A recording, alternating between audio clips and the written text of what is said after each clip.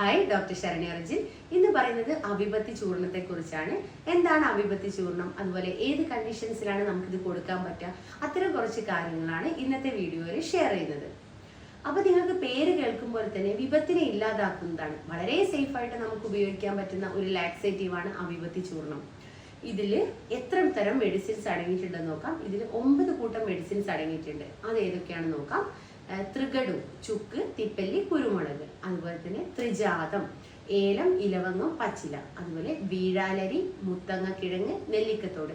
ഇത്തരം 9 കൂട്ടം മെഡിസിൻസ് അടങ്ങിയ ചൂർണമാണ് അവിപത്തി ചൂർണം. ഇതിലുള്ള പല മെഡിസിൻസും ദീപനം പ്രോപ്പർട്ടി ഉണ്ട്, അതുപോലെ തന്നെ ആന്റി ഇൻഫ്ലമേറ്ററി പ്രോപ്പർട്ടി ഉണ്ട്, ആന്റി ഓക്സിഡന്റ് പ്രോപ്പർട്ടി ഉണ്ട്. അതായത് ഒരുപാട് ഗുണങ്ങൾ ഒരുമിച്ച് കൂടിയ ഒരു ചൂർണമാണ് നമ്മുടെ അവിപത്തി ചൂർണം. ഇത് എങ്ങനെയാണ് നമ്മുടെ ഫേസ്, അതായത് സ്കിന്നിൽ വരുന്ന പ്രശ്നങ്ങൾക്ക് ഉപയോഗിക്കാൻ നോക്കാം. ഇത് നമ്മുടെ അക്കോർഡിംഗ് ടു ആയുർവേദ പ്രകാരം നമ്മുടെ ശരീരം ഉണ്ടാക്കിയിരിക്കുന്നത് 3 ദോഷങ്ങൾ കൊണ്ടാണ്. വാദം ദോഷം, പിത്തദോഷം, കഫദോഷം. അപ്പൊ പൊതുവെ നമ്മുടെ സ്കിന്നിൽ വരുന്ന ഒരുവിധം പ്രശ്നങ്ങൾക്ക് കാരണം ഈ പിത്തദോഷം വർദ്ധിക്കുന്നതാണ്. അതായത് നമ്മുടെ ശരീരത്തിൽ ഉണ്ടാകുന്ന ചൂട് കൂടുമ്പോൾ പിത്തദോഷം വർദ്ധിക്കുകയും അതുപോലെ നമ്മുടെ സ്കിന്നിന് ഡാമേജുകൾ ഉണ്ടാവുകയും ചെയ്യുന്നുണ്ട്. മുഖക്കുരു ആയാലും എക്സീമ ആയാലും അതുപോലെ സ്കിന്നിന് വരുന്ന പലതരം അസുഖങ്ങൾക്കും മെയിനായിട്ടുള്ള ഒരു കാരണം പിത്തം വർദ്ധിക്കുന്നതാണ്. അപ്പൊ നമ്മുടെ അവിപത്തി ചൂർണം എന്ന് പറയുന്നത് നല്ലൊരു പിത്ത ശമനമാണ്.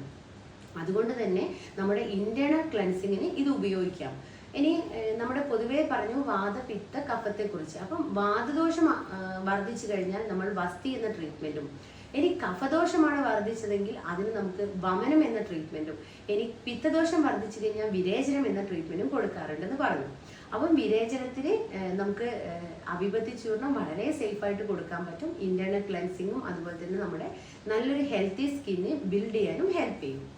ഇനി നമുക്കിത് പ്രമേഹ രോഗികൾക്ക് കൊടുക്കാൻ പറ്റും എന്ന് ചോദിക്കുന്ന കുറേ ആളുകളുണ്ട്. പ്രമേഹ രോഗികൾക്ക് നിത്യേന കൊടുക്കുന്നത് ഒട്ടും നല്ലതല്ല. അതേപോലെ തന്നെ നമുക്ക് നമ്മുടെ ചില ആളുകളിൽ അവിപത്തി ചൂർണം കൊടുക്കുന്ന സമയത്ത് വൊമിറ്റിംഗ് ഉണ്ടാവാറുണ്ട്. അതിന് കാരണം ചില ആളുകളിൽ ഈ കഫദോഷം പ്രിഡോമിനന്റ് ആയിട്ട് നിൽക്കും. അതായത് നമ്മുടെ ശരീരം 3 ദോഷങ്ങളെ കൊണ്ട് ഉണ്ടാക്കിയെന്ന് പറഞ്ഞല്ലോ, അതിൽ കഫദോഷമാണ് പ്രിഡോമിനന്റ് ആയി നിൽക്കുന്നതെങ്കിൽ അവർക്ക് വൊമിറ്റിംഗ് ഉണ്ടാവാറുണ്ട്. ഇത്തരം കണ്ടീഷനിൽ അത് വേറെ ബുദ്ധിമുട്ടോ കാര്യങ്ങളോ ഒന്നും ഉണ്ടാക്കുന്നില്ല. നമ്മുടെ ശരീരത്തിലുള്ള ദോഷങ്ങളെ അത് വൊമിറ്റ് ചെയ്ത് കളയുന്നു മാത്രം. അതിനെ കൊണ്ട് വേറെ ബുദ്ധിമുട്ടോ കാര്യങ്ങളോ ഒന്നുമില്ല. അതുപോലെ എങ്ങനെയൊക്കെയാണ് അവിപത്തി ചൂർണം ഉപയോഗിക്കാൻ നോക്കാം. നിങ്ങൾ അവിപത്തി ചൂർണം വിരേചനം എന്നൊരു ഉദ്ദേശത്തോടു കൂടിയാണ് ഉപയോഗിക്കുന്നതെങ്കിൽ രാത്രി 7 മണിക്ക് മുന്നേ ഭക്ഷണം സ്റ്റോപ്പ് ചെയ്യുക. അത് മാക്സിമം കഞ്ഞി പോലത്തെ ലഘുവായിട്ടുള്ള ഏതെങ്കിലും ആഹാരം കഴിക്കാൻ നോക്കുക. അതിനുശേഷം മോർണിംഗ് എംപ്റ്റി സ്റ്റൊമക്ക് തന്നെ 1 ഗ്ലാസ് ചൂടുവെള്ളത്തിലേക്ക് അവിപത്തി ചൂർണം മിക്സ് ചെയ്തതിന് ശേഷം കുടിക്കുക. ഒരു ഉച്ചയാകുന്ന സമയത്തേക്ക് നിങ്ങൾക്ക് നല്ല രീതിയിൽ വയറിളകിയതിന് ശേഷം കഞ്ഞി വെള്ളത്തിൽ ഉപ്പിട്ട് കഴിക്കുക. അതിനുശേഷം ചോറിൽ കാച്ചിയ മോര് ഉപയോഗിച്ച് വളരെ ലഘുവായിട്ട് ഭക്ഷണം കഴിക്കാം. അതല്ല നിങ്ങൾക്ക് സ്കിന്നിന്റെ പ്രോബ്ലംസിനൊക്കെ ആണെങ്കിൽ നമ്മൾ കഷായത്തിന്റെ കൂടെ മിക്സ് ചെയ്തിട്ട് ഭക്ഷണത്തിന് 1/2 മണിക്കൂർ മുന്നേ കൊടുക്കുന്നുണ്ട്.